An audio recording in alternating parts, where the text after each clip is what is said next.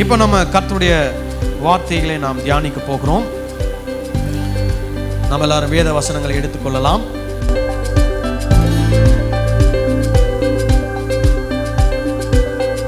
வெளிப்படுத்தின விசேஷம் 12ஆம் அதிகாரம் 13ஆம் அதிகாரம், இந்த 2 அதிகாரங்கள்ல இருந்து தான் இன்றைக்கு நாம் வசனங்களை தியானிக்க போகிறோம். இதுக்கு முன்னாடி 2 பகுதியை நாம் பார்த்தோம். ஒரு பகுதி என்ன அப்படின்னு பார்த்தீங்கன்னா, 7 முத்திரைகள் உடைக்கப்பட்டது. அதுக்கப்புறம் 7 எக்காலங்கள் என்ன பண்ணப்பட்டது? ஊதப்பட்டது. இந்த முத்திரைகள் உடைக்கப்படும் போதும் எக்காலங்கள் ஊதப்படும் போதும் எப்படி இந்த பூமிக்கு அழிவுக்கு மேல் அழிவு ஒன்றன் பின் ஒன்றாக வரும். இதற்கு இடையிலே தேவ பிள்ளைகள், தேவனுடைய முத்திரையை தரித்திருக்கிறவர்கள், தேவனை ஆராதிக்கிறவர்கள், தேவனை தொழுது கொள்கிறவர்கள், அவர்கள் எப்படி பாதுகாப்பான ஒரு இடத்துல வைக்கப்படுவார்கள், அவர்கள் காப்பாற்றப்படுவார்கள் என்பதையெல்லாம் இந்த 2 பகுதியின் மூலமாக நாம் அறிந்து கொண்டோம். சரி, இன்னொரு பகுதி இருக்குது. அது என்னன்னா, 7 கலசங்களை தூதர்கள் கொண்டு வந்து என்ன பண்ண போறாங்க? கொட்ட போறாங்க. அதே மாதிரி அந்த கலசங்கள் கொட்டப்படும் போதும் என்னென்னலாம் இந்த பூமியில நடக்கும் அப்படின்றதையும் இன்னொரு பகுதியில் நம்ம வாசிக்க போகிறோம். ஆனால் அதுக்கு முன்னாடி இடையில சில விஷயங்களை ஆண்டவர் யோவான் மூலமாக திருச்சபைக்கு வெளிப்படுத்துகிறார். அதில் தான் நம்ம இப்போ 12ஆம் அதிகாரத்தையும் 13ஆம் அதிகாரத்தையும் நம்ம பார்க்க போகிறோம். இந்த 12ஆம் அதிகாரம் 13ஆம் அதிகாரத்தில் எதை பற்றி அவர் சொல்லுகிறார் அப்படின்னா, 1ஆம் நூற்றாண்டிலே என்ன நடக்க போகிறது, அதே மாதிரி அதை தொடர்ந்து ஒவ்வொரு நூற்றாண்டுகளிலும் திருச்சபைக்கும் இந்த உலகத்தில் இருக்கக்கூடிய ஜனங்களுக்கும் என்ன நடக்கும், அதே மாதிரி கடைசி காலத்திலே நியாய தீர்ப்பு நடைபெறும் போது என்ன நடக்கும் என்பதையும் வெளிப்படுத்தின விசேஷத்தில் நம்ம வாசிக்கிறோம். ஆனால் இந்த 12-13 என்ன 1ஆம் நூற்றாண்டில் என்ன நடக்க போகிறது என்பதை குறித்து என்ன பண்றாரு? சொல்றாரு. அதே வசனங்களில் கடைசி காலங்களில் என்ன நடக்கும்ன்றதையும் என்ன பண்ணியிருக்கிறாரு? அதில் சொல்லி வச்சிருக்கிறார். நடுவில் என்ன நடக்கும்ன்றதையும் என்ன பண்ணியிருக்கிறாரு? சொல்லி வச்சிருக்கிறார். இப்போ நம்ம வாசிக்க போகிறது ஏற்கனவே 1ஆம் நூற்றாண்டில் என்ன ஆயிடுச்சு? நடந்து முடிஞ்சிருச்சு. அதுக்கப்புறமா வந்த பல நூற்றாண்டுகளிலும் என்ன இருக்குது? நடந்திருக்கிறது, இப்பொழுது நடக்கிறது, கடைசி காலத்தில் என்ன பண்ண போகுது? நடக்க போகிறது. நான் சொல்றது விளங்குதா? உங்களுக்கு புரியுதா? சரி, அதை தான் நம்ம இப்போ 12ஆம் அதிகாரம் 13ஆம் அதிகாரத்தில் என்ன பண்ண போகிறோம்? பார்க்க போகிறோம். சரி, 12ஆம் அதிகாரத்தில் 1 to 9 வசனங்களை முதலாவது நம்ம வாசிக்க போகிறோம். 12ஆவது அதிகாரம் 1 to 9 வசனங்கள். அன்றியும்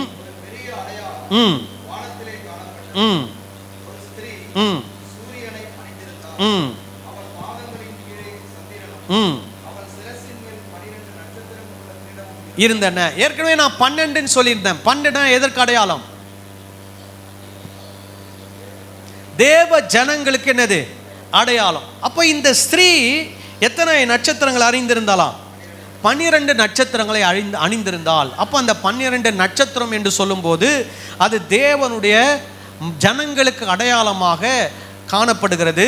இந்த ஸ்திரீ தேவ ஜனத்திற்கு அடையாளமாக, அல்லது திருச்சபைக்கு அடையாளமாக, அல்லது இஸ்ரவேல் என்ற தேசத்துக்கு அடையாளமாக என்ன பண்ணப்படுகிறார்கள்? இந்த இடத்துல எழுதப்பட்டிருக்கிறார்கள். ஓகேவா? அப்போ இந்த ஸ்திரீயை பற்றி சொல்லும்போது நீங்கள் லிட்டரலாக எப்படி எடுத்துக்கூடாது? உண்மையாகவே ஒரு பெண் அங்கே இருக்கிற மாதிரி எடுத்துக்கூடாது. அது பெண் ஒரு அடையாளம். அதில் இருக்கக்கூடிய அர்த்தம் என்னது? இஸ்ரவேல் ஜனம் அல்லது தேவ ஜனம் அல்லது திருச்சபை என்பதை நம்ம என்ன பண்ணுகிறோம்? அடையாளப்படுத்தி கொள்கிறோம். சரி, அடுத்து என்ன நடக்குது?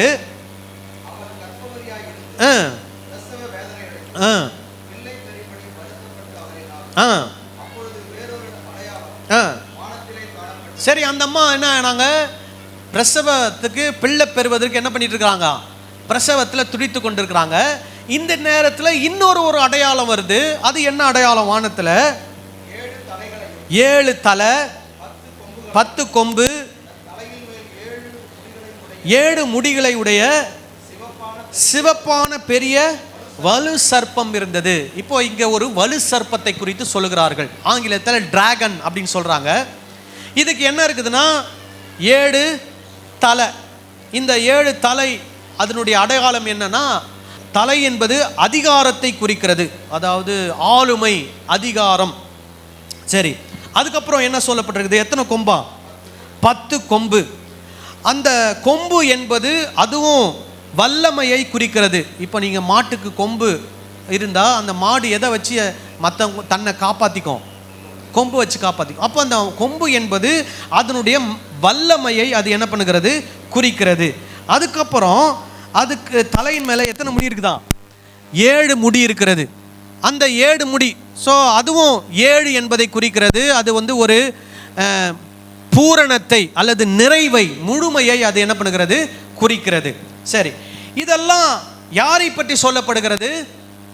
சிவப்பான ஒரு வலு சர்ப்பத்தை குறித்து சொல்லப்படுகிறது. சரி, இந்த வலு சர்ப்பத்தை குறித்து தொடர்ந்து வேற என்ன சொல்லி இருக்குதுன்னு பார்ப்போம்.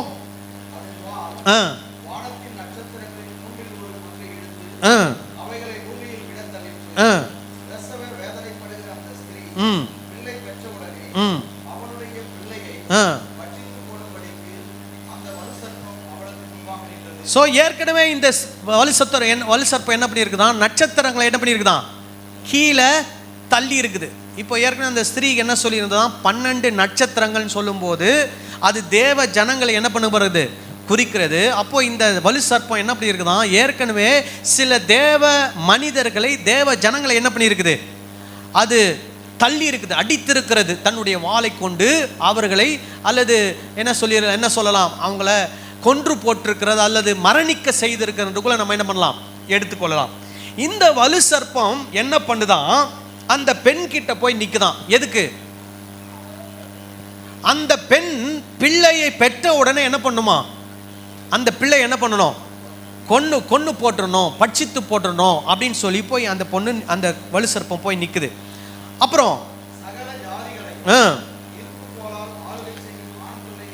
பெற்றால், அப்போ இந்த இடத்துல என்ன சொல்லப்பட்டிருக்குது? அந்த பெண் என்ன பண்றாங்களாம்? ஒரு குழந்தைய பெற்றெடுக்கிறாங்க. அந்த ஆண் பிள்ளை எப்படிப்பட்டவராம்? அந்த ஆண் பிள்ளை எப்படிப்பட்டவராம்? சகல ஜாதியையும் இருப்பு கோலால் ஆளுகை செய்கிறவர். இப்படி சொல்லும்போது யாரை பத்தி வெளிப்படுத்தின விசேஷத்தில் சொல்லப்பட்டிருக்குது? இயேசுவை பத்தி சொல்லப்பட்டிருக்கு. அப்போ இவர் என்ன சொல்ல வராரு? டைரக்டா இயேசு பிறந்ததை பத்தி அவர் சொல்லல. என்ன சொல்ல வராரு? இஸ்ரவேல் என்ற கோத்திரத்தில் யார் பிறந்தது? இயேசு பிறந்தார். இஸ்ரவேல் என்கிற தேவ ஜனங்கள் யாரை பெற்றெடுத்தார்கள்? இயேசுவை பெற்றெடுத்தார்கள். இயேசு பிறந்த உடனே இந்த வலு சர்ப்பம் அவரை கொலை செய்யும்படிக்கு என்ன பண்ணது? முயற்சித்தது. முயற்சி நடந்ததா இல்லையா? ஏரோது ராஜா என்ன பண்றாரு? 2 வயதிற்கு உட்பட்டவர்களாம் என்ன பண்ணுங்க? கொலை செய்யுங்க. அப்போ இந்த குழந்தை பிறந்த உடனே அந்த குழந்தை என்ன பண்ணணும்? காலி பண்ணணும். ஏன்னா இந்த குழந்தையினுடைய இது என்ன இருக்குது? இந்த குழந்தை இரும்பு கோலால் ஜாதிகளை என்ன பண்ண போகிறது? ஆளுகை செய்ய போகிறது. அப்படிப்பட்ட ஆளுகை அந்த குழந்தைக்கு கொடுக்கப்பட்டிருக்கிறது. அதனால இந்த குழந்தைய உடனே நான் என்ன பண்ணணும்? காலி பண்ணணும்னு இந்த வலு சர்ப்பம் என்ன பண்ணுதான்? காத்திருக்கிறது. அப்புறம்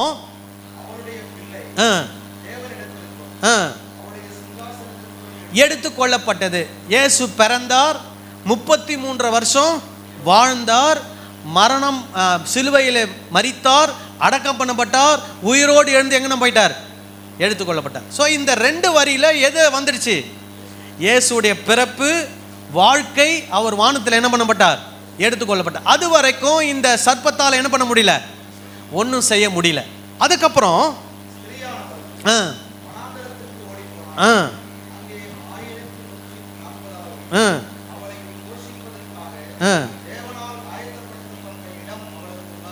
சரி, எத்தனை நாள்னா 1260 நாள் அளவும் அவங்க அந்த வனாந்திரத்தில் என்ன பண்ணப்படணுமா? போஷிக்கப்படணும். 1260 நாள் அப்படின்னா 3.5 வருஷம். 3ன்னா என்ன அர்த்தம்? நிறைவு பெறாத. அதாவது எத்தனை நாள் நம்மளால் என்ன பண்ண முடியாது? சொல்ல முடியாது. ஆனால் அது குறைவான ஒரு நாட்கள். அத்தனை நாட்கள் வரைக்கும் அவங்க எங்கே இருக்கிறாங்களாம்?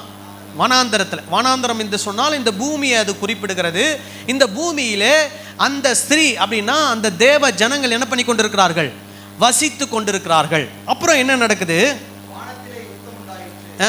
இப்போ வானத்தில் என்ன நடக்குது? யுத்தம் நடக்குது. வலு சர்ப்பத்தோட யுத்தம் பண்ணினார்கள். தூதரும் ஜெயம் கொள்ளவில்லை, காணப்படாமல் போயிற்று. இப்போ வானத்துல திடீர்னு அவர் என்ன பார்க்கிறார்? அங்க என்ன நடக்குது? ஒரு யுத்தம் நடக்கிறது. யுத்தம் நடக்கும்போது அந்த வலு சர்ப்பத்தோடு யுத்தம் பண்ணினது யாரு? யாரு? தூதன். மீகாவேல் என்கிற தூதன் போய் என்ன பண்றாரு? யுத்தம் பண்றாரு. அந்த வலு சர்ப்பமும் அதோடு கூட இருக்கக்கூடிய தூதர்களும் என்ன ஆயிட்டாங்க? தோத்துட்டாங்க. அவங்க அந்த இருந்த இடமே அங்க என்ன இல்லை, இல்லாம போயிடுச்சு. இப்போ அவங்க எங்க வந்துட்டாங்கன்னா, அவங்க பூமிக்கு அல்லது பாதாளத்துக்கு என்ன பண்ணப்படுறாங்க? தள்ளப்படுறாங்க அப்படின்னு சொல்லி நம்ம பார்க்கலாம். சரி, இப்போ இதுல ஒரு விஷயத்தை நம்ம கத்துக்கணும். நம்முடைய கிறிஸ்தவ வாழ்க்கையில நம்ம எப்பவுமே பிசாச அல்லது சாத்தான யாரோட ஒப்பிடுறோம் அப்படின்னா, தேவனோடு ஒப்பிடுறோம். கரெக்டா? சொல்லுங்க. பிசாச யாருக்கு ஈக்குவலா வைக்கிறோம்? தேவனுக்கு ஈக்குவலா, கடவுளுக்கு ஈக்குவலா நம்ம வைக்கிறோம். ஏன்னா கடவுள்னு ஒருத்தர் இருந்தா யார் இருப்பா? பிசாசுன்னு ஒருத்தர் இருப்பான். ஆண்டவரே அந்த பிசாசை என்ன பண்ணோம்? அடித்து உடையும், பல்ல உடையும், அப்படி பண்ணோம் இப்படி பண்ணோம்லாம் நம்ம ஜெபம் பண்றோம். ஆனா நல்லா யோசிக்கணும், பிசாசு ஆண்டவருக்கு இணையானவனே அல்ல. நல்லா புரிஞ்சுக்கோங்க. பிசாசு கூட சண்டை போட்டு அவனை தோக்கடிக்கிறதுக்கு யார் போதும்?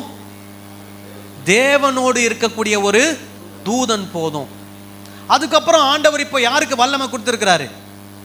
நமக்கு பிசாசின் மேல் அதிகாரம் பெறுவதற்கான வல்லமை ஆண்டவர் நமக்கு என்ன பண்ணியிருக்கிறார்? கொடுத்திருக்கிறார். அதனால பிசாசை எந்த சூழ்நிலை கொண்டும் தேவனுக்கு சமமாக இணைத்து என்ன பண்ணக்கூடாது? பேசக்கூடாது. புரிஞ்சிச்சா நான் சொல்றது உங்களுக்கு?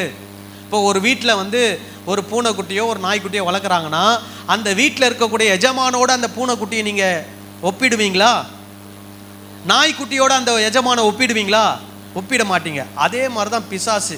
அவன் ஒரு நாய், எப்படிப்பட்ட நாய் மாதிரி? தெருவில் போகிற ஒரு சொறி நாய் மாதிரி. நீங்கள் அந்த சொறி நாயோட யாரை ஒப்பிடக்கூடாது? ஆண்டவரை நீங்கள் என்ன பண்ணக்கூடாது? இயேசுவை நீங்கள் ஒப்பிட்டு பார்க்கவே கூடாது. இயேசுக்கும் அவனுக்கும் என்னவே கிடையாது, சம்மந்தமே கிடையாது. அவங்க கூட டீல் பண்ணுறதெல்லாம் யார் தான்? மற்ற தூதர்கள் தான் அவங்க கூட என்ன பண்ணுறாங்க? டீல் பண்ணி அவனை யுத்தம் பண்ணி அவனை என்ன பண்ண போகிறாங்க? தோக்கடிக்க போகிறான். இப்போ அவன் தோக்கடிக்கப்பட்டுட்டான். அவனுடைய இடமே அங்கே பரலோகத்தில் இல்லாமல் போயிடுச்சு. அதுக்கப்புறம் என்ன நடக்குது? உலகம் அனைத்தையும் மோசம் போக்குகிற பிசாசு என்னும் சாத்தான் என்றும் சொல்லப்பட்ட பழைய பாம்பாகிய பெரிய வலு சர்ப்பம் என்ன பண்ணப்பட்டதான்? தள்ளப்பட்டது. எங்க இருந்து? வானத்திலிருந்து தள்ளப்பட்டது. அது பூமியிலே விழ தள்ளப்பட்டது. அதனோடு கூட அதை சேர்ந்த தூதரும் தள்ளப்பட்டார்கள். இப்போ ரெண்டு சம்பவத்தை பார்த்தோம். ஒரு சம்பவம், ஒரு ஸ்திரீ என்ன பண்றாங்க? பிள்ளை பெறாங்க. அந்த பிள்ளை கொல்றதுக்காக அந்த சர்ப்பம் என்ன பண்ணுது? வருது. அதே நேரத்தில் அந்த சர்ப்பம் எப்படி வானத்திலிருந்து பூமிக்கு தள்ளப்பட்டது என்பதை குறித்தும் என்ன பண்ணப்பட்டிருக்குது? சொல்லப்பட்டிருக்கு. இப்போ இதில் நீங்கள் எப்படி எடுத்துக்கூடாதுன்னா, எது முதல்ல நடந்தது எது பின்னாடி நடந்தது நமக்கு தெரியாது. ஆக மொத்தம் இந்த நடந்த விஷயத்தை என்ன பண்ணியிருக்கிறாங்க? எழுதியிருக்கிறாங்க. ரெண்டாவது சொல்லப்பட்டது முதல்ல நடந்திருக்கலாம், முதல்ல சொல்லப்பட்டது அதுக்கப்புறமா என்ன பண்ணியிருக்கலாம்? நடந்திருக்கலாம். ஏதோ ஒன்று. ஆக மொத்தம் இதெல்லாம் என்ன இருக்குது? நடந்திருக்கிறது. சரியா? இப்போ இந்த பூமிக்கு வந்த சர்ப்பம் என்ன பண்ணுதுன்னு பார்ப்போமா? 10ல இருந்து வாசிங்க.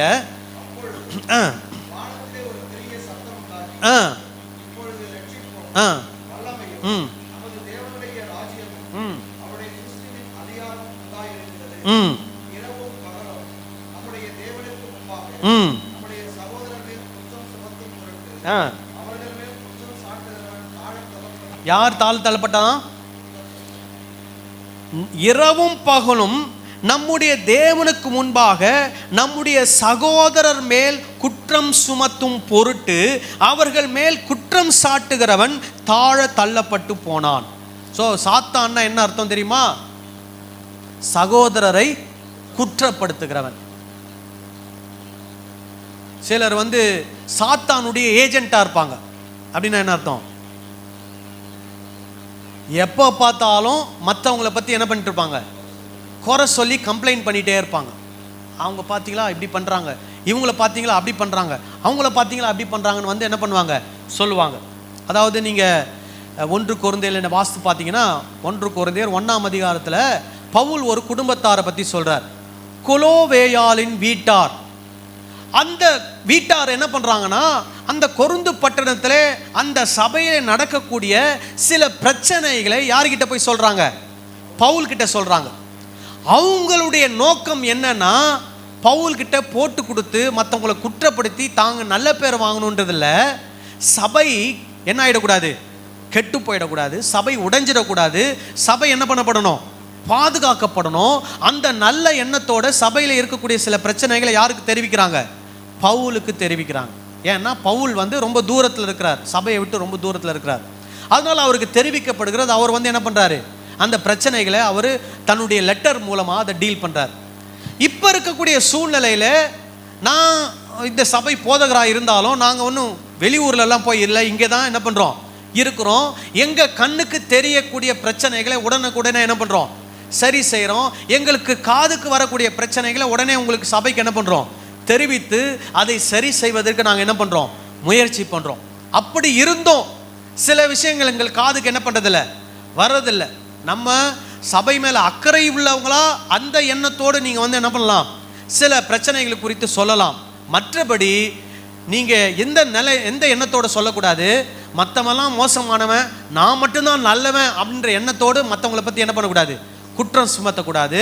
அப்படி நாம் சுமத்துவோமானால் நாம் என்னவா மாறிடுறோம், சாத்தானுடைய ஏஜென்ட்டாக மாறிடுறோம். இப்போ இங்க என்ன சொல்றாரு, இந்த சாத்தான் என்ன பண்றானா சகோதரரை இரவும் பவுலும் என்ன பண்றானா குற்றம் சுமத்துகிறவனாய் இருக்கிறான். அவன் என்ன பண்ணப்பட்டான், தள்ளப்பட்டான். அப்புறம்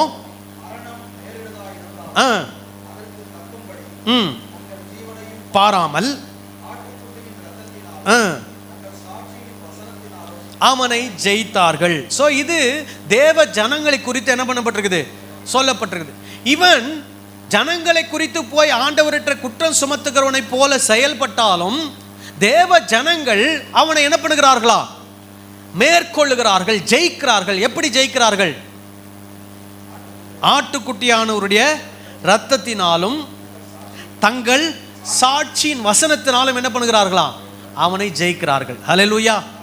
ஆட்டுக்குட்டியானவர் ரத்தம்னு சொல்லும்போது தேவனை நாம் என்ன பண்ணுறோம், விசுவாசிக்கிறோம் என்பதற்கான ஒரு அடையாளமாக அது என்ன பண்ணப்பட்டிருக்குது, சொல்லப்பட்டிருக்குது. நீங்கள் ரோமரில் வாசித்து பார்த்தீங்கன்னா ஆண்டவராகிய இயேசு கிறிஸ்துவை கர்த்தர் என்று அறிக்கையிட்டு அவர் மரித்தோரிலிருந்து உயிரோடு எழுந்தினார் என்பதை நீ விசுவாசித்தால் என்ன பண்ண விடுவாய், ரட்சிக்கப்படுவாய். அவர் மரித்தோரிலிருந்து உயிரோடு எழுந்தார் அப்படின்றதுல நிறைய விஷயம் அடங்கியிருக்குது. என்னெல்லாம் அடங்கியிருக்குது, அவர் சிலுவையில் அறையப்பட்டார், ரத்தம் சிந்தினார், அவர் என்ன பண்ணப்பட்டார், அடக்கம் பண்ணப்பட்டார், உயிரோடு எழுந்தார். இதெல்லாம் அதில் அடங்கி இருக்கிறது. அதே மாதிரி ஆட்டுக்குட்டியானோட ரத்தம் சொல்லும்போது நிறைய விஷயம் அதில் என்ன இருக்குது, அடங்கி இருக்கிறது. அவரை பற்றிய சாட்சின்னு சொல்லும்போது அவருக்காக உண்மையாக என்ன பண்ணுவது, வாழ்வது, இயேசுதான் ஆண்டவர் என்பதை சாட்சியாக அறிவிப்பது, அவருடைய வார்த்தைக்கு கீழ்ப்படிந்து நடப்பது. இப்படி வாழ்கிறவர்கள் யாரை ஜெயிக்கிறார்களா, யாரை ஜெயிக்கிறாங்க, சாத்தானை ஜெயிக்கிறாங்க. ஹல்லேலூயா. அப்புறம் ஆகையால்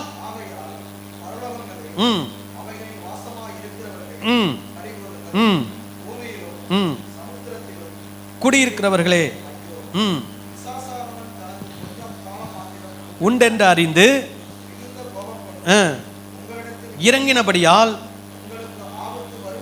சொல்ல கேட்டேன். ஸோ இது வந்து ஆக்சுவலாக என்னன்னு கேட்டிங்கன்னா இந்த 10 to 12 வசனம் வரைக்கும் என்னன்னா ஒரு பாடல். திடீர்னு ஒரு பாடல் வருது. என்ன பாடல், பரலோகத்தில் ஒரு கொண்டாட்டம். அப்புறம் சாத்தான் என்ன பண்ணப்படுறான், மேற்கொள்ளப்படுறான். சாத்தான் யார் மூலமாக மேற்கொள்ளப்படுறான், ஒரு பக்கத்தில் தூதன் வானத்திலேருந்து அவனை தள்ளிட்டான். பூமியில் ஜனங்கள் இயேசு கிறிஸ்துடைய ரத்தத்தினாலும் சாட்சியின் வசனத்தினாலும் அவனை என்ன பண்ணுறாங்க, மேற்கொள்கிறாங்க. அப்புறம் பூமியின் ஜனங்களுக்கு என்ன சொல்லப்படுகிறது, உங்களுக்கு ஐயோ, ஏன்னா சாத்தான் இந்த பூமிக்கு வந்திருக்கிறான், அவன் என்னென்ன காரியத்தெல்லாம் என்ன பண்ண போகிறானோ தெரியாது அப்படின்ட்டு என்ன பண்ணுறது, ஒரு எச்சரிக்கை சொல்லப்படுகிறது. சரி, இப்போ இதில் யோவான் 1ஆம் நூற்றாண்டு விசுவாசிகளுக்கு என்ன சொல்ல வராரு, நீங்களும் இந்த சாத்தானை எப்படி ஜெயிக்கணும், இயேசு கிறிஸ்துவினுடைய ரத்தத்தை கொண்டு சாட்சியின் வசனத்தை கொண்டு என்ன பண்ணணும், அவனை ஜெயிக்கணும். அதே மாதிரி இந்த பூமியில் இருக்கிறவங்களுக்கும் என்ன வரப்போகுது? சாத்தான் மூலமா ஒரு பெரிய பிரச்சனை, உபத்திரவம் என்ன பண்ண போகுது? வரப்போகுது. இப்போ பூமியில் இருக்கிறவங்களுக்குன்னு சொல்லும்போது தேவ ஜனங்களுக்கும் அவன் மூலமாக என்ன வரப்போகுது? தொந்தரவு வரப்போகுது. தேவனை அறியாத ஜனங்களுக்கும் என்ன வரப்போகுது? தொந்தரவு வரப்போகுது. அதை தான் அவர் என்ன பண்ணுறாரு? எச்சரிக்கையாக சொல்லுகிறார். ஏற்கனவே என்னென்னலாம் தொந்தரவு வந்தது முன்னாடியே நம்ம என்ன பண்ணியிருக்கிறோம்? பார்த்துருக்குறோமா இல்லையா? முத்திரைகள் உடைக்கப்படும் போது என்ன நடந்தது? எக்காலம் ஊதும் போது ஜனங்களுக்கு என்ன நடந்தது? மரணம்னு சொன்னாலும் என்ன வரல? மரணம் வரல. தேள்கள் கொடுக்க கொண்ட வெட்டுக்கிளிகள் வந்து ஜனங்களை என்ன பண்ணிச்சான்? கொட்டுச்சு. அவ்வளோ வேதனையில் அவங்க என்ன பண்ணாங்க? அவங்க இருந்தாங்க. சரி, இப்போ இந்த 12வது வசனத்துக்கு அப்புறமா என்ன நடக்குதுன்னு பார்ப்போம். 13வது வசனத்திலிருந்து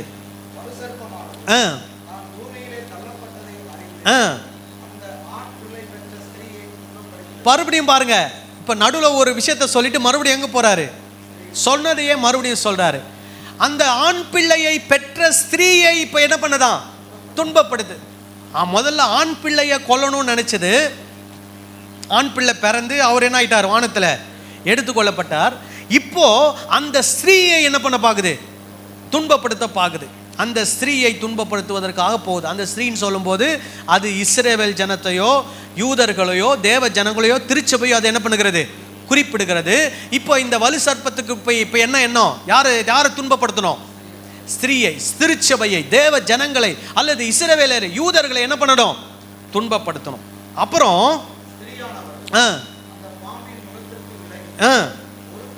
ஒரு காலம், காலங்கள், அரை காலம். அதாவது 1 வருஷம், 2 வருஷம், அரை வருஷம். அப்ப எத்தனை வருஷம்? 3.5 வருஷம். இதுவும் என்ன அர்த்தம்? நிறைவு பெறாத, ஆனா ஒரு குறுகிய காலம். நிறைவு பெறாத ஒரு குறுகிய காலத்திற்கு இந்த ஸ்திரீ என்ன பண்ணப்படணுமா? வனாந்தரத்துக்கு போய் அங்க என்ன பண்ணணுமா? பறந்து போகும்படி கொடுக்கப்பட்டது.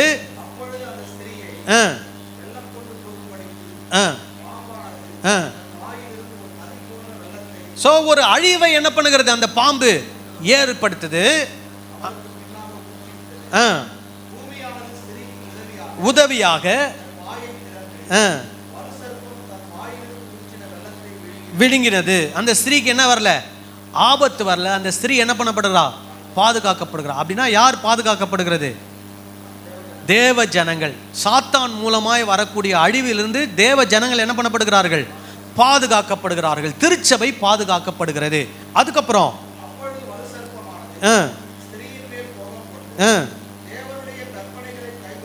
பாருங்க, தேவனுடைய கற்பனைகளை கை கொள்ளுகிறவர்களும் இயேசு கிறிஸ்துவை குறித்த சாட்சியை உடையவர்களும் ஆகிய அவளுடைய சந்ததியா. அப்புறம் சந்ததியா வர்றாங்களே தேவ ஜனங்கள், அவங்கள அப்போ அந்த வலு சர்ப்பம் என்ன பண்ணுது? யாரோட யுத்தம் பண்ணுது? அந்த ஸ்திரீயினுடைய சந்ததி அப்படின்னு சொன்னா இன்னும் மற்ற எல்லா தேவ ஜனங்களோடு என்ன பண்ணுகிறதா? யுத்தம் பண்ணுகிறது. இது 1ஆம் நூற்றாண்டு முடிஞ்சு போச்சா? இல்ல. 1ஆம் நூற்றாண்டிலே நடந்தது, 2ஆம் நூற்றாண்டு நடந்தது. ஒவ்வொரு நூற்றாண்டுகளிலும் என்ன நடந்து கொண்டு இருக்கிறது? தேவ ஜனங்களோடு கூட இந்த வலு சர்ப்பம் என்ன பண்ணி கொண்டு இருக்கிறது? யுத்தம் பண்ணி கொண்டு தான் இருக்கிறது. இப்பொழுதும் அந்த வலு சர்ப்பம் என்ன பண்ணுதான்? யுத்தம் பண்ணி கொண்டு இருக்கிறது. எது வரைக்கும்? அந்த வலு சர்ப்பம் நியாய தீர்ப்பு நாளிலே அக்னியும் கந்தகம் எரிகிற கடலிலே தள்ளப்படும் வரைக்கும் இந்த வலு சர்ப்பம் என்ன பண்ணும்? யுத்தம் பண்ணி கொண்டே இருக்கும். இதுதான் யாரு? பிசாசானவன், சாத்தான். அப்போ ஆதியிலிருந்து, சபையிலிருந்து இன்றைக்கு இருக்கிற சபை வரைக்கும் சாத்தான் என்ன பண்ணி கொண்டு தான் இருக்கிறான்? நம்மளோடு யுத்தம் பண்ணி நம்மை அழிக்க நினைத்து கொண்டிருக்கிறான். ஆனால் தேவனுடைய பாதுகாப்பு நம்மோடு கூட எப்பொழுதும் இருக்கிறது. நாமும் இயேசு கிறிஸ்துவினுடைய இரத்தத்தை கொண்டு, சாட்சியின் வசனத்தை கொண்டு அந்த சாத்தானை என்ன பண்ணி கொண்டிருக்கிறோம்? ஜெயித்து கொண்டே இருக்கிறோம். ஹல்லேலூயா. நிறைய பேருக்கு சாத்தானாலே உடனே பயம், ஒரே நடுக்கம். ஏன் அப்படி நடுங்குறீங்களோ, ஏன் பயப்படுறீங்களோ தெரியல. ஆண்டவர் மேல இருக்கிற பயத்தை விட யார் மேல பயம் ஜாஸ்தியா இருக்குது? சாத்தான் மேல பயம் ஜாஸ்தியா இருக்குது. வேத வசனத்தின் இருக்கிற மேல பயத்தை விட பில்லி சூனியத்தின் மேல என்ன இருக்குது? பயம் அதிகமா இருக்குது. ஐயோ இவங்க இந்த பண்ணிட்டாங்களோ, அது பண்ணிட்டாங்களோ, ஐயோ நெஞ்சு குத்துற மாதிரி இருக்குது. அப்போ அவன் என்ன பண்ணிட்டான்? சூனியம் வச்சுட்டான். தலை சுத்துற மாதிரி இருக்குது அப்படின்னா என்ன அர்த்தம்? எனக்கு 4 பேர் சேர்ந்து என்ன பண்ணிட்டாங்க? ஏதோ செய்வன பண்ணிட்டாங்க. என் வீட்டு வாசல்ல என்ன இருந்தது? எலுமிச்சை பழம் இருந்தது. வீட்டு வாசல்ல என்ன இருந்தது? பச்சை மிளகா இருந்தது, காஞ்ச மிளகா இருந்தது, வேற என்ன இருந்தது? ஒரு பொம்மை இருந்தது. இதெல்லாம் பார்த்து எல்லாருக்கும் என்னது? பயம். ஆனா வேத வசனம் சொல்லுகிறது, இயேசு கிறிஸ்துவின் ரத்தத்தினாலும் சாட்சியின் வசனத்தினாலும் அவர்கள் என்ன பண்ணார்களாம்? சாத்தானை ஜெயித்தார்கள். அல்லேலூயா. இப்போ உங்க கையில வசனம் இருக்குதா இல்லையா? நீங்க இயேசுக்கு சாட்சியா இருக்கிறீங்களா இல்லையா? அதை வச்சே நீங்க சாத்தானை என்ன பண்றீங்க? ஜெயிக்கிறீங்க. அல்லேலூயா. நான் ஏற்கனவே சொல்லிட்டேன், அவன் யாரு? ஏற்கனவே என்ன சொன்னேன்? அவன் யாரு? திருடன். இன்னொன்று ஒன்று சொன்னேன், சொறி நாய். சொறி நாய் என்ன பண்ணும்? உங்க வீட்டுக்குள்ள ஒரு சொறி நாய் வருது, என்ன பண்ணுவீங்க? பயந்து ஐயோ சொறி நாய் வந்துருச்சுன்னு பயப்படுவீங்களா? ஓடி போய் ஒளிஞ்சுக்குவீங்களா? சொல்லுங்க. ஒரு தொடப்பத்தை எடுத்து என்ன பண்ணுவீங்க? அடிப்பீங்க. இல்லை ஒரு கொம்பை எடுத்து என்ன பண்ணுவீங்க? அடிப்பீங்க. இல்லை இருக்கிற ஷூவை எடுத்து என்ன பண்ணுவீங்க? விடுவீங்க. இல்லை ஒரு கல் எடுத்து அடிப்பீங்க. அது மாதிரி தான் சாத்தானை என்ன பண்ணணும்? டீல் பண்ணணும் நீங்க. ஆனால் நிறைய பேர், நிறைய கிறிஸ்தவர்கள் சாத்தானுக்கு என்ன பண்ணுறாங்க? பயப்படுறாங்க. மந்திரத்துக்கு, பில்லி சூனியத்துக்கு, தந்திரத்துக்கு, அதுக்கு இதுக்குன்னு சொல்லி. ஏன்னா இன்னைக்கு இந்த உலகத்தில் நம்மளை அப்படி என்ன பண்ணி வச்சிருக்கிறான்? சாத்தான் நம்மளை அப்படி செட் பண்ணி வச்சிருக்கிறான். நிறைய போதகர்களும் அப்படி தான் ஜனங்கிட்ட நடந்துக்கிறாங்க. யாராவது ஒருத்தர் வீட்டுக்கு போனால் உடனே முதல்ல என்ன சொல்றது? ஓ நான் ஒரு இருளை காண்கிறேன், இந்த வீட்டிலே யாரோ உங்களுக்கு என்ன பண்ணி வச்சிருக்கிறாங்க? ஏதோ செய்வினை செய்து வைத்திருக்கிறார்கள். அப்படிலாம் யாரு என்ன செஞ்சாலும் அந்த விஷயம் உங்களை என்ன பண்ண முடியாது? தொட முடியாது. நம்புறீங்களா நீங்க? ஏன்னா உங்களுக்குள்ள யார் இருக்கிறா? இயேசு இருக்கிறார். ஹல்லேலூயா. உங்க வீட்டுக்குள்ள அந்த மாதிரி தீய சக்திகள் என்ன பண்ண முடியாது? வர முடியாது. ஏன்னா உங்க வீட்டில் தேவ பிரசனம் இருக்கிறது. அதை நீங்க நம்பணும். ஆனா நீங்க அதை நம்புறதை விட்டு எதை நம்புறீங்க?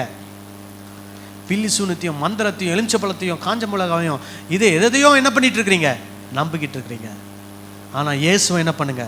நம்புங்க. அவருடைய வார்த்தையை நம்புங்க. ஏன்னா அந்த பிசாசோட இயேசு கூட டீல் பண்ண மாட்டாரு. யார் தான்? தூதன் தான் டீல் பண்ணி அவனை என்ன பண்ணிட்டான்? தள்ளிட்டான். அவனுக்கு நியாய தீர்ப்பில் என்ன வரப்போகுது?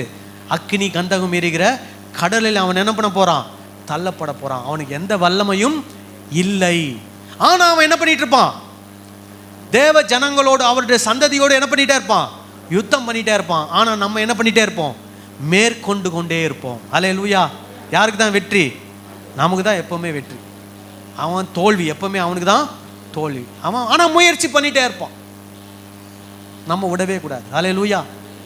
சரி, அடுத்தது இப்போ முதல்ல யாரை பத்தி பார்த்தோம்? சாத்தானை பத்தி பார்த்தோம். அவன் என்ன பண்ணிக்கிட்டு இருக்கிறான்? தேவ ஜனங்களோடு என்ன பண்றான்? யுத்தம் பண்ணி கொண்டே இருக்கிறான். தேவ ஜனங்களை போய் குற்றப்படுத்தி கொண்டே இருக்கிறான். இயேசுவை அழிக்கணும்னு நினைச்சான், அவனால் என்ன பண்ண முடியல? அதை செய்ய முடியல. அதனால அதுக்கு பதிலாக அவருடைய பிள்ளைகள், அவரை விசுவாசிக்கிற ஜனங்கள், அவருடைய சந்ததிகளை என்ன பண்ண போறான்? அழிப்பதற்கு நினைத்து கொண்டு சுற்றி திரிகிறான். சரி, இப்போ இங்க முதல்ல யாரை பத்தி பார்த்தோம்? ஒரு வலு சர்ப்பம். அது அடையாளம். அதுல இருக்கிற அர்த்தம் யாரு? சாத்தான், பிசாசு. அடுத்தது 13வது அதிகாரத்துக்கு வருவோம்.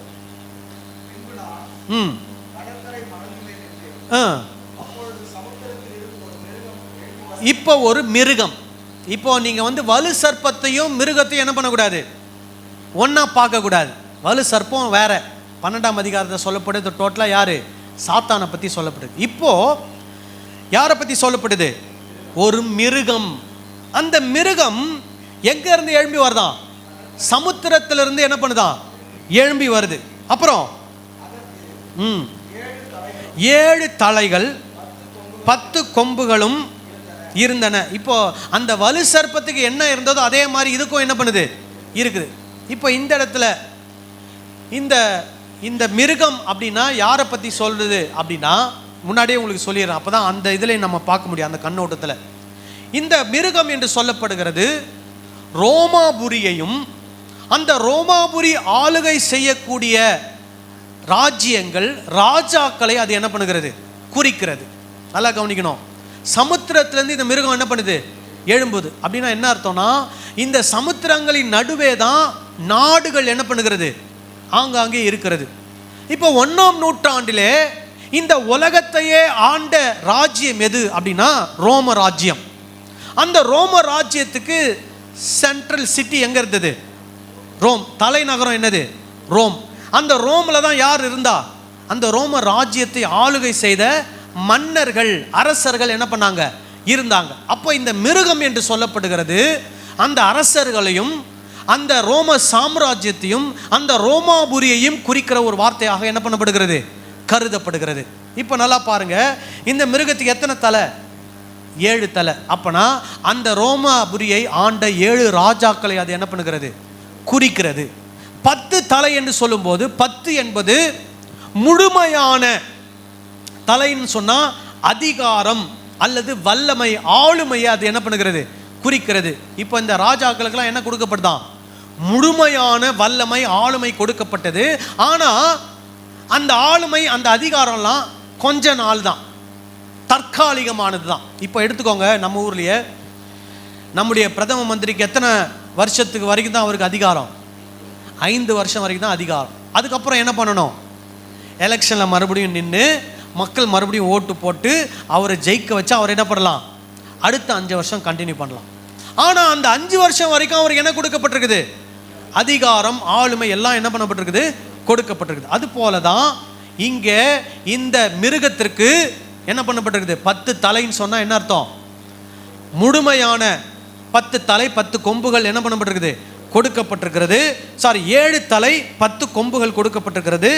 அந்த 10 கொம்புகளில் 10 முடி இருக்கிறது. அதன் தலைகளின் மேல் தூஷணமான நாமம் என்ன பண்ணப்பட்டதுதான்?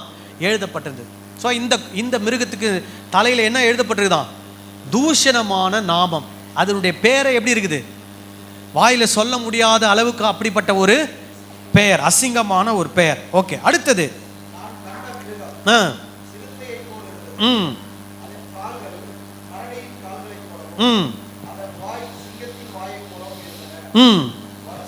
வலு சர்ப்பமானது.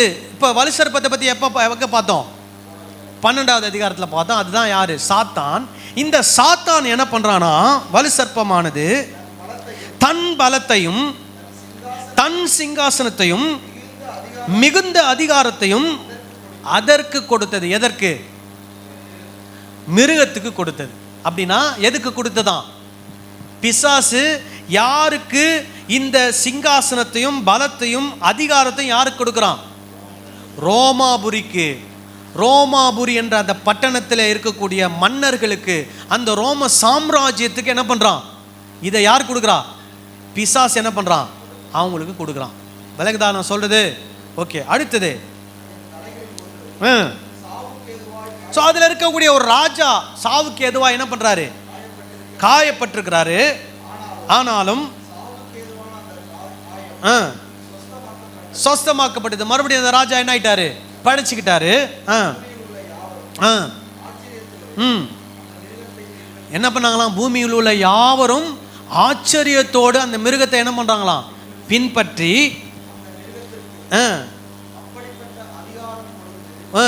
கொடுத்த வலு சர்ப்பத்தை வணங்கினார்கள். பாருங்க, எல்லாரும் ரோமாபுரிக்கு என்ன பண்றாங்க? கட்டுப்பட்டு ரோமாபுரியினுடைய கட்டளைகளை என்ன பண்ணுகிறாங்க? பின்பற்றி அதன் மூலமாக யாரை வணங்குறாங்களாம்? பிசாசை வணங்குறாங்க. புரியுதா நான் சொல்லுது? உங்களுக்கு புரியுதா? சொல்லிட்டு வரேன், அப்புறம் வாசிங்க. மிருகத்துக்கு ஒப்பானவன் யார்? பாருங்க, வலு சர்ப்பத்தையும் வணங்குறாங்க. இப்ப யாரை வணங்குறாங்க? மிருகம். அப்படின்னா மன்னர் ஆராதனை, அதாவது எம்பரர் வர்ஷிப் அப்படின்னு சொல்லி ஒன்று என்ன பண்ணாங்க? ரோமர் காலங்களில் உருவாக்குனாங்க. இது எப்போவே ஆரம்பிச்சதுன்னா பாபிலோன் காலங்களில் என்ன ஆயிடுச்சு? ஆரம்பிச்சுது. பாபிலோன்ல என்ன பண்ணுறாங்க? ஒரு பெரிய சிலையை உருவாக்கி என்ன பண்ண சொல்கிறாங்க? அதை வணங்க சொல்கிறாங்க. அப்போது அந்த இடத்துல அவங்க அந்த ஷாத்ராக் மேஷாக் ஆபேத்நேகோ என்ன பண்ணலை? அதை வணங்கலை. அதனால அவங்கள பிடிச்சி எங்கே போடுறாங்க? இல்லை, தானியேலை தான் சிங்க கேபில் போடுறாங்க. அவங்கள எதில் போடுறாங்க? சூளையில், அக்னி சூளையில் என்ன பண்ணுறாங்க? போடுறாங்க. ஆனால் அவங்க என்ன ஆகலை? சாகலை. இது அப்பவே நடந்தது. இப்போ என்ன அதே மாதிரி நடக்குது. இந்த சாத்தான் வந்து அந்த மன்னனுக்கும் அந்த ஆட்சிக்கும் என்ன பண்றான்? அதிகாரத்தை கொடுக்குறான். எல்லா ஜனங்களும் அந்த ஆட்சிக்கு பின்னாடி போறாங்க, அந்த சாத்தானை வணங்குறாங்க. அது மட்டும் இல்லாமல் அந்த மன்னரையும் என்ன பண்ண ஆரம்பிக்கிறாங்க? வணங்க ஆரம்பிக்கிறாங்க. இப்போ அடுத்தது பேசும் வாய் அதற்கு அந்த மிருகம் அல்லது அந்த ராஜா என்ன பண்றாராம்? பெருமையா பேசுறாராம், தூஷணமானதை என்ன பண்றாராம்? பேசுறார். அப்புறம் 42 மாதம் அதே மாதிரி 3.5 வருஷம் யுத்தம் பண்ண அதுக்கு அதிகாரம் கொடுக்கப்பட்டது. அதுவும் என்ன பண்ண போகுது? ஜனங்களை என்ன பண்ண போகுது? ஒடுக்க போகிறது. கிறிஸ்தவர்களை ஒடுக்க போகுது. தேவ ஜனங்களை என்ன பண்ண போகுது? ஒடுக்க போகிறது. அதுக்கும் என்ன பண்ணப்பட்டிருக்குது? யுத்தம் பண்ணுவதற்கு அதிகாரம் கொடுக்கப்பட்டிருக்கிறது. திறந்து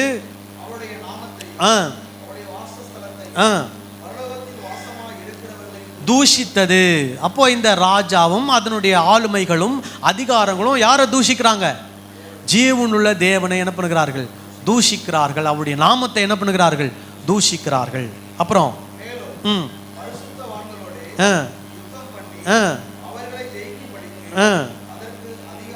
கொடுக்கப்பட்டதும் அல்லாமல்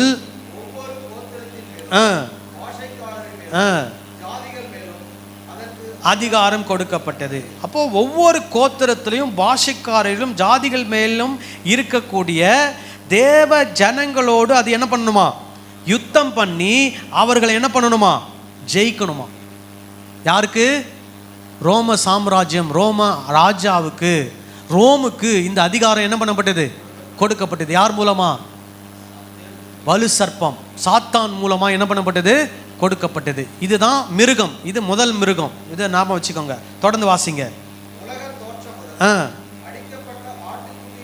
ஆட்டுக்குட்டியினுடைய ஜீவ புஸ்தகத்தில் பெயர் எழுதப்பட்டிராத பூமியின் குடிகள் யாவரும் அதை வணங்குவார்கள். சோ யாரு வணங்குவா அந்த மிருகத்தை? ஜீவ புஸ்தகத்தில் யாருடைய பெயர்லாம் இல்லையோ அவங்கெல்லாம் என்ன பண்ணப்படுவாங்களாம்? அந்த சாத்தானை என்ன பண்ணுவாங்களாம்? வணங்குவாங்க. அப்போ ஜீவ புஸ்தகத்தில் பெயர் எழுதப்பட்டவங்க என்ன பண்ண மாட்டாங்க? அந்த மிருகத்தை என்ன பண்ண மாட்டாங்க? வணங்க மாட்டாங்க. ரோம ராஜ்யத்தை அல்லது அந்த அதிகாரத்தை என்ன பண்ண மாட்டாங்க? வணங்க மாட்டாங்க. விளங்குச்சா நான் சொல்லுது? அப்புறம் இது சபைக்கு வரக்கூடிய எச்சரிப்பு. காது உள்ளவன் கேட்க கடவன். அப்புறம் சிறைப்படுத்தி கொண்டு போகிறவன் சிறைப்பட்டு போவான். பட்டயத்தினாலே கொல்லப்படுகிறவன் பட்டயத்தினால கொல்லப்பட வேண்டும். பரிசுத்தவான்களுடைய பொறுமையும் விசுவாசமும் இதிலே விளங்கும். அப்போ 1ஆம் நூற்றாண்டிலே இருக்கக்கூடிய பரிசுத்தவான்களுக்கு எச்சரிப்பு சொல்லப்படுகிறது. உங்க கூட்டத்தில் யாரெல்லாம் ஜெயிலுக்கு போகணும்னு இருக்குதோ அவங்களாம் என்ன பண்ணுவீங்க? ஜெயிலுக்கு போயிடுவீங்க. யாரெல்லாம் செத்து போகணும்னு இருக்குதோ அவங்களாம் என்ன ஆவீங்க? செத்து போயிடுவீங்க. ஆனா இதுல நீங்க எப்படி இருக்கணும்? பொறுமையாக விசுவாசமும் இதுல உடையவர்களாக என்ன பண்ண வேண்டும்? இருக்க வேண்டும். அந்த விசுவாசத்தை விட்டு என்ன பண்ணக்கூடாது? விலகக்கூடாது. இப்போ இது யாரை பற்றி சொல்லப்பட்டது? ரோமாபுரியை குறித்து, ரோம சாம்ராஜ்யத்தை குறித்து, ரோமாபுரியை ஆண்ட மன்னர்களை குறித்து என்ன பண்ணப்பட்டது? சொல்லப்பட்டது. அவரை தான் மிருகம் சொல்லுது. இப்போ அதை இப்போ இருக்கிற சூழலை எடுத்துக்கொள்ளுங்க. அதே மாதிரி தான் பிசாசு என்ன பண்ணுவான்? சில அதிகாரங்களுக்கு என்ன கொடுப்பான்? வல்லமை கொடுத்து அந்த அதிகாரங்கள் மூலமாக தேவ ஜனங்களுக்கு என்ன வரும்? உபத்திரவங்கள் வரும். தேவ ஜனங்கள் சிறைச்சாலையில் என்ன பண்ணப்படுவார்கள்? அடைக்கப்படுவார்கள். தேவ ஜனங்கள் என்ன பண்ணப்படுவார்கள்? கொலை செய்யப்படுவார்கள். அவனுக்கு எத்தனை நாள் அதிகாரம் கொடுக்கப்பட்டிருக்குது? 42 மாதம். அப்போ இந்த மாதிரி நடக்கும்போது அது எவ்வளோ நாள் நடக்கும்? கொஞ்சம் நாள் நடக்கும். அது எப்போ நடக்கும் நமக்கு தெரியாது. ஆனால் ஆண்டவர் சொல்லாரு, இதில் தேவ ஜனங்கள் எப்படி இருக்கணும்? பொறுமை உள்ளவர்களாக, விசுவாசம் உள்ளவர்களாக என்ன பண்ண வேண்டும்? இருக்க வேண்டும். யாரெல்லாம் ஜெயிலுக்கு போகணும்னு இருக்குதோ அவங்கெல்லாம் என்ன பண்ணுவாங்க? ஜெயிலுக்கு போவாங்க. யாரெல்லாம் கொல்லப்பட வேண்டும் இருக்குதோ அவங்களாம் என்ன பண்ணப்படுவாங்க? கொல்லப்படுவாங்க. இது 1ஆம் நூற்றாண்டிலிருந்து தொடர்ந்து என்ன பண்ணிக்கிட்டு இருக்குது? நடந்து கொண்டு வருகிறது. ஸோ இப்போது முதல்ல வலு சர்ப்பம் பார்த்தோம், ரெண்டாவது எதை பார்த்தோம்? மிருகத்தை பார்த்தோம். டைம் ஆயிடுச்சு. அடுத்த வாரம் கடைசி இதை பார்க்கலாமா, இல்லை எப்பயே பார்த்துடலாமா? முடிச்சிடலாம். 13ஆம் அதிகாரத்தை முழுசாக முடிச்சிடலான்றீங்களா? பெண்கள் நீங்கள் தான் சொல்லணும். முடிச்சிடலாமா? எல்லாம் ஒரு அல்லேலூயா சொல்லுங்களேன். சரி, சுருக்கமாக சொல்லி முடிச்சிடுறேன். சரி, இப்போ 13ஆம் அதிகாரம் 11ஆம் வசனத்திலிருந்து 18ஆம் வசனம் வரைக்கும். இப்போ பாருங்க, முதல்ல சர்ப்பம், அப்புறம் ஒரு மிருகம், இப்போ என்னது? வேறு ஒரு மிருகம். இது ரெண்டாவது மிருகம். முதல் மிருகம், ரெண்டாவது மிருகம். சரி, இந்த மிருகம் என்ன? எப்படி இருக்குதா? ஆட்டுக்குட்டிக்கு ஒப்பாக 2 கொம்புகளை உடையதாக இருக்குது. பார்க்கறதுக்கு எப்படி இருக்குது? பார்க்கறதுக்கு எப்படி இருக்குது? ஆட்டுக்குட்டி மாதிரி இருக்குது. அப்புறம் இருந்தது, வலு சர்ப்பத்தை போல என்ன பண்ணுதான்? பேசுனது. பார்க்கறதுக்கு ஆடு மாதிரி இருக்குது, ஆனால் பேசுறது எப்படி பேசுது? பிசாசு மாதிரி பேசுது. அப்போ இது யாரை குறிக்குது அப்படின்னா, கள்ள தீர்க்கதரிசிகளை குறிக்கிறது. பார்க்கறதுக்கு கிறிஸ்தவ போதகர் மாதிரி என்ன பண்ணுவாரு? இருப்பார். பார்க்கறதுக்கு கிறிஸ்தவர் மாதிரி இருப்பாரு, ஆனா பேசுறதுலாம் எப்படி இருக்கும்? பிசாசனுடைய வார்த்தைகளை தான் அவர் என்ன பண்ணுவாரு? பேசுவார். கள்ள போதகர், கள்ள தீர்க்கதரிசி, கள்ள கிறிஸ்தவத்தை என்ன பண்றாங்க? பரப்புறாங்க. இப்போ அங்க என்ன நடக்குது? அவங்க கள்ள மதத்தை என்ன பண்றாங்க? பரப்புறாங்க. அந்த மதம் யாருக்கு சப்போர்ட்டா இருக்க போகுதுன்னா, அந்த ராஜாவுக்கு, ரோமாபுரிக்கு என்னவா இருக்க போகுது? சப்போர்ட்டா இருக்கு. ஆனா முகம் பார்த்தா எப்படி இருக்குது? ஆடு மாதிரி இருக்குது. இப்போ நம்ம பைபிளில் வெளிப்படுத்தின விசேஷத்தில் அடிக்கப்பட்ட ஆட்டுக்குட்டின்னு யாரை பற்றி சொல்லப்பட்டிருக்குது? இயேசுவை பற்றி சொல்லப்பட்டிருக்கு. அப்போ இந்த மிருகம் ஆடு மாதிரி முகம், ஆடு மாதிரி கொம்பு. ஆனால் அப்போ இது கிறிஸ்தவ ஒரு தோற்றத்தை கொடுக்கிறது. ஆனால் அதனுடைய வார்த்தைகள் எப்படி இருக்கிறது? வலு சர்ப்பத்தின் வார்த்தை, அந்த பிசாசின் போதனை, பிசாசின் உபதேசங்களை அது என்ன பண்ணுகிறது? போதிக்கிறது. புரிஞ்சா உங்களுக்கு? அப்புறம் தொடர்ந்து வாசிங்க.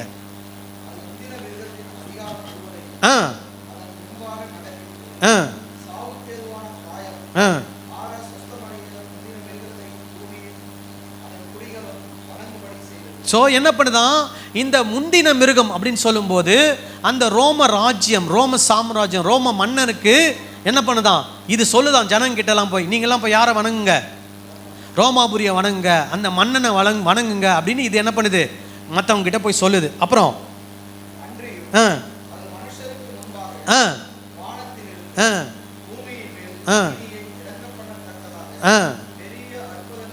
ஸோ இந்த கள்ள தீர்க்கதரிசி என்ன பண்ணுதான்? பெரிய அற்புதத்தெல்லாம் என்ன பண்ணுது? செய்து. நல்லா கவனிச்சுங்க. ஒரு போதகர் பெரிய அற்புதம் பண்ணிட்டாருன்னா உடனே அவர் போதிக்கிற போதனெல்லாம் கரெக்டாக என்ன பண்ணக்கூடாது? எடுத்துக்கூடாது. அப்போ அற்புதங்களை வைத்து தேவ ஜனங்கள் என்ன பண்ணப்படலாம்? திசை திருப்பப்படலாம். ஏன்னா இங்க அற்புதம் பண்றது யாரு? பிசாசின் வார்த்தைகளை பேசக்கூடிய கள்ள தீர்க்கதரிசி வானத்திலிருந்து அக்னி இறக்கி என்ன பண்றான்? பெரிய அற்புத அடையாளங்கள்லாம் என்ன பண்றான்? செய்யறான். நீங்களும் வானத்திலிருந்து அக்னி இறக்கணுன்னே ஐயோ பாஸ்டர் நீங்க தான் பெரிய ஆளுன்னு ஓடி போய் என்ன பண்ணிட்டாதீங்க, போய் சரண் அடைஞ்சிடாதீங்க. இன்னைக்கு நிறைய பேர் அப்படிதான் பண்றாங்க. இப்போ ரீசெண்டாக ஒரு வீடியோ பார்த்த ஒரு பாஸ்டர் பேசுறாரு. அவர் பேசிட்டு இருக்கும்போது சொல்றாரு, இயற்கையை கட்டுப்படுத்தக்கூடிய அதிகாரம் நமக்கு இருக்கிறது.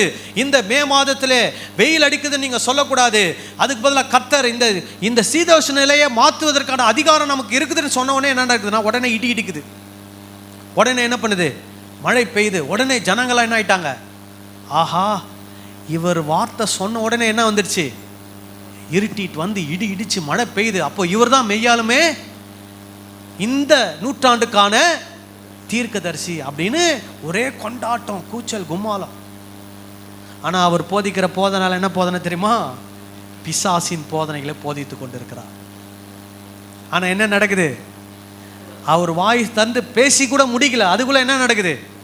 வானத்திலிருந்து மழை பெய்கிற ஒரு அற்புதம் நடக்குது. இதெல்லாம் பார்த்து என்ன பண்ணிடக்கூடாது? ஏமாந்துடக்கூடாது. கள்ள தீர்க்கதரிசிகள் பெரிய பெரிய அற்புதங்களை செய்யலாம். ஆனா அந்த அற்புதம் செய்யறதுடைய நோக்கம் என்ன? அந்த மிருகத்தை நீங்க எல்லாம் போய் என்ன பண்ணணும்? வணங்கணும். அப்படின்னா என்ன? அந்த மிருகத்தின் மூலமாய் சொல்லப்படக்கூடிய உபதேசங்களை நீங்கள் என்ன பண்ணணும்?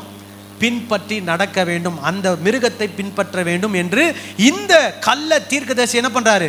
அற்புதங்களை அடையாளங்களை செய்கிறார். அப்புறம்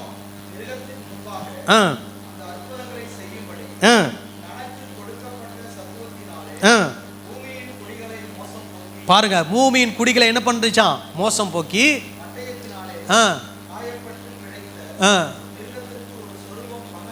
ஒரு சொரூபத்தை பண்ண வேண்டும் என்று சொல்லிட்டு, அப்புறம்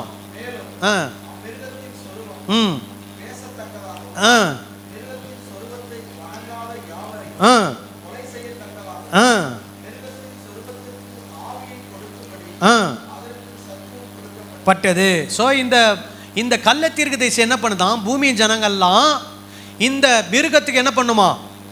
என்ன மிருகம்? பாம்புக்கு அப்புறமா சொல்லப்பட்டுச்சு இல்லையா ஒரு மிருகம், அந்த மிருகத்துக்கு என்ன பண்ணுமா? ஒரு சிலையை உருவாக்கி அந்த சிலைக்கு உயிர் வர வச்சு அந்த சிலையை இந்த ஜனங்கள்லாம் என்ன பண்ணுமா? வணங்கணும் அப்படின்னு இந்த ஜனங்களை என்ன பண்ணுதான்? திசை திருப்புது, வஞ்சிக்குது அப்படின்னு இங்க சொல்லப்பட்டிருக்கு. அப்படி இந்த சிலையை வணங்கலைன்னா நீங்க என்ன பண்ணப்படுவீங்களா? கொலை செய்யப்படுவீங்க.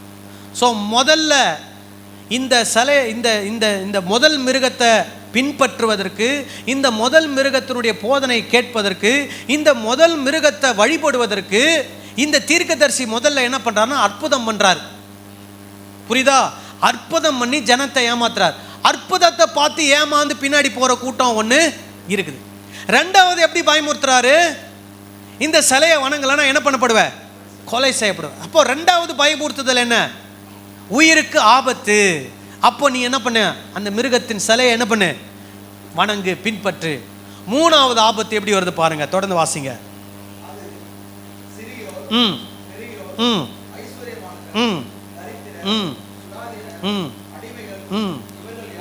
இவர்கள் யாவரும் தங்கள் தங்கள் வலதுகையிலாவது தங்கள் நெற்றிகளிலாவது ஒரு முத்திரையை பெரும்படிக்கும் அந்த மிருகத்தின் முத்திரையாவது அதன் நாமத்தையாவது அதன் நாமத்தின் லக்கத்தையாவது தரித்து கொள்ளுகிறவன் தவிர வேறு ஒருவனும் கொல்லவும் விற்கவும் கூடாதபடிக்கு செய்தது. மூணாவது விஷயம் என்னது? அந்த முதல் மிருகத்தினுடைய நாமத்தின் லக்கத்தை நீ என்ன பண்ணணும்? நெத்தியில போட்டுக்கணும், கையில போட்டுக்கணும். அப்படி நீ போட்டுக்கலனா நீ இந்த ஊர்ல என்ன பண்ண முடியாது? பிஸ்னஸ் பண்ண முடியாது, வாங்கவும் முடியாது, விற்கவும் முடியாது. இப்போ பிஸ்னஸ் பீப்புள் மட்டும்தான் வாங்கி விற்கிறாங்களா? நம்மளாம் யாரும் வாங்குறது இல்லையா? நம்ம யாரும் விற்கிறது இல்லையா? நம்மளும் வாங்குறோம், விற்கிறோம். அப்போ எப்படிலாம் அந்த தீர்க்கதரிசி ஜனங்களை மிரட்டுது பார்த்தீங்களா? எப்படிலாம் மிரட்டுது? முதல்ல அற்புத அடையாளங்கள், இதை பார்த்து ஒரு கூட்டம் போகுது. ரெண்டாவது என்னது? சிலையை வணங்கலாம், உங்களை என்ன பண்ணிடுவோம்? கொண்டுடுவோம். உயிருக்கு பயந்து ஒரு கூட்டம் என்ன பண்ணுது? பின்னாடி போகுது. மூணாவது என்ன சொல்லுது? இந்த உலகத்தில் நீ பழைக்க முடியாது, பிஸ்னஸ் பண்ண முடியாது, சாப்பிட முடியாது, கொள்ள முடியாது. உடனே அதுக்கு ஒரு கூட்டம் பயந்து என்ன பண்ணுது? அந்த மிருகத்துக்கு பின்னாடி போகுது. முதல்ல சாத்தான், ரெண்டாவது மிருகம், அது யாரு? ராஜா, ராஜ்யம். மூணாவது இன்னொரு மிருகம், அது யாரு? கள்ள தீர்க்கதரிசி, கள்ள போதனைகளை போதிக்கிற ஒரு கள்ள தீர்க்கதரிசி. இதை பற்றி என்ன பண்ணியிருக்கிறோம்? பார்த்துருக்கோம். இதற்கான விளக்கங்களை தொடர்ந்து நம்ம என்ன பண்ணுவோம்? அடுத்த வாரம் பார்ப்போம். இந்த 13ஆம் அதிகாரத்தில் நெத்தியில் போடுறது, கையில் கட்டுறது, இதெல்லாம் உங்களுக்கு அடுத்த வாரம் என்ன பண்ணுறேன்? விளக்கமாக சொல்கிறேன், புரிஞ்சுக்கிற மாதிரி சொல்ல. இப்போ டைம் இல்லை. ஏன்னா அதை தான் நிறைய பேர் என்ன பண்ணுவாங்க? எடுத்துக்கிட்டு இது என்னது? அந்தி கிறிஸ்துவனுடைய முத்திரை 666, இதை நம்ம நெத்தியில் என்ன பண்ணிடுவாங்க, போட்டுருவாங்க. கையிலலாம் என்ன பண்ணுவாங்க, போட்டுருவாங்க. இதை போட்டுட்டா நம்ம என்ன பண்ண முடியாது, பரலோகத்துக்கே போக முடியாது. ஸோ அந்த மிருகம் யார் தான், அந்தி கிறிஸ்து தான் அந்த மிருகம். அந்த அந்தி கிறிஸ்துடைய நம்பரை நமக்கு என்ன பண்ணுவாங்க, கொடுத்துருவாங்க அப்படிலாம் சொல்கிறாங்க. ஆனால் பைபிளில் இந்த அதிகாரத்துலையும் சரி, இந்த வெளிப்படுத்தின விசேஷத்துலையும் சரி, அந்தி கிறிஸ்துவை பற்றி எங்கேயுமே என்ன பண்ணப்படல, சொல்லப்படவில்லை. இதெல்லாம் யாரை பற்றி சொல்லப்பட்டிருக்குது, 1ஆம் நூற்றாண்டில் நடந்த காரியங்கள். அந்த ராஜாக்களுக்கு துணை போன கள்ள போதகர்கள், கள்ள தீர்க்கதரிசிகளை பற்றி என்ன பண்ணப்பட்டிருக்குது, சொல்லப்பட்டிருக்குது. சரிங்களா? கண்களை மூடி ஜெபம் பண்ணலாமா? நம்மளை எழுந்து நிற்கலாம். இதுலேருந்து நாம் என்ன கற்றுக்குறோம்? சாத்தான் மூலமாக நமக்கு என்ன வரும், பிரச்சனை வரும். இந்த உலகத்திலே அதிகாரம் கொடுக்கப்பட்டவர்கள் நம்ம என்ன பண்ணலாம், அதிகாரத்தை வைத்து நம்ம கர்த்தருக்கு விரோதமாய் நம்மை மாற்ற நினைக்கலாம். கள்ள போதகர்கள் நம்ம என்ன பண்ணலாம், அற்புத அடையாளங்களை வைத்து நம்மை திசை திருப்பலாம். உங்களை கொன்று விடுவோம் என்ற பயத்தை வைத்து நம்ம என்ன பண்ணலாம், ஆண்டவரை விட்டு பிரிக்கலாம். அல்லது இந்த மாதிரி சில வாங்க முடியாது, விற்க முடியாதுன்னு சொல்லி வாழவே முடியாது என்ற ஒரு நிலையை உருவாக்கி நம்மை விசுவாசத்தை விட்டு நம்மை வழி விலக செய்யலாம். பிசாசு வந்தாலும் சரி, அதிகாரங்கள் வந்தாலும் சரி, கள்ள போதகர்கள் வந்தாலும் சரி, நம்ம ஆண்டவர் மேல் வைத்த விசுவாசத்தை விட்டு ஒரு நாள் நம்ம என்ன பண்ணக்கூடாது, மாறவே கூடாது. ஹல்லேலூயா. இதெல்லாம் யாருக்கு வருது, மெயினா இந்த பிரச்சனை யாருக்கு வருதுன்னா, ஆண்டவரை விசுவாசிக்கிற தேவ ஜனங்களுக்கு தான் வருது. தேவ ஜனங்களை தான் பிசாசு வந்து போராடுறான், யுத்தம் பண்ண நினைக்கிறான். அதிகாரங்கள் தேவ ஜனங்களோடு தான் யுத்தம் பண்ண நினைக்கிறார்கள். இன்னைக்கு பார்த்தீங்கன்னா இந்தியாவில் கிட்டத்தட்ட 80% இந்துக்கள் இருக்கிறாங்க. கிறிஸ்தவர்கள் 2% தான் இருக்கிறாங்க. ஆனா இந்த 2% கிறிஸ்தவர்களை பார்த்து 80% இந்துக்கள் பயப்படுறாங்க. பைபிள் எல்லாம் கிழிச்சு எரிக்கிறாங்க. ஏன் பைபிளை கிழிச்சு எரிக்கிறோம்? ஏன் பைபிளுக்கு ஏன் பயப்படுற? பைபிள்ல இருக்கிற வசனத்துக்கு ஏன் பயப்படுற? அப்படி அதிகாரங்கள் அப்படி நடந்து கொள்கிறார்கள். அப்புறம் பாருங்க, நம்மளை கள்ள போதகர் மூலமாய் பிசாசு என்ன பண்றான், நம்மளை திசை திருப்புறான். நம்ம அற்புதத்தை பார்த்து ஓடுறோம். அற்புதத்தை பார்த்துலாம் ஓடவே கூடாது. தேவ போதனைகளை பார்த்து தான் ஓடணும். எந்த போதகர் கரெக்டாக வேத வசனத்தை போதிக்கிறார் அவர் பின்னாடி ஓடுங்க. அற்புத அடையாளங்க பார்த்து ஓடிங்கன்னா ஏமாந்துருவீங்க. உயிருக்கு பயந்து தேவனை விட்டு ஓடாதீங்க. அல்லது இந்த உலகத்தில் நான் வாழவே முடியாது, இந்த ஊரில் வாழ்ந்தா பிரச்சனை, இதை வாங்க முடியாது, அதை விற்க முடியாது, என்ன ஊரை விட்டு ஒதுக்கி வைக்கிறாங்க, இந்த பிரச்சனை அந்த பிரச்சனை, அந்த பிரச்சனைகளை பார்த்து பயந்து ஓடாதீங்க. இப்படிலாம் பயந்து ஓடினீங்கன்னா நித்திய ஜீவனை நீங்க இழந்து போயிடுவீங்க. நம்ம கிறிஸ்தவங்களா இருக்கிறோம், நம்ம நினைக்கிறோம் கிறிஸ்தவங்கள் ஆயிட்டோம், ஞானஸ்தானம் எடுத்துட்டோம், சர்ச்சுக்கு வந்துட்டோம், நம்ம பரலோக ராஜ்யம் போயிடுவோம்னு நினைக்கிறோம். இல்ல, இந்த பிசாசினால் வரக்கூடிய சோதனைகள், அதிகாரிகள் மூலமாய் வரக்கூடிய சோதனைகள், கள்ள போதகர் மூலமாய் வரக்கூடிய சோதனைகள், இவைகளிலே நாம் வென்று ஜெயித்து விசுவாசத்திலே உறுதியாய் இருப்போமானால் நாம் பரலோக ராஜ்யத்தை அடைவோம், நித்திய ஜீவனை பெற்றுக்கொள்வோம். ஹல்லேலூயா. அப்படி இல்லை, பாதியிலே பயந்து ஓடிட்டோம்னா நமக்கு நித்திய ஜீவன் கிடைக்காது. அதனால ஆண்டவர் இந்த வசனங்கள் மூலமாய் தம்முடைய திருச்சபையை எச்சரிக்கிறார்.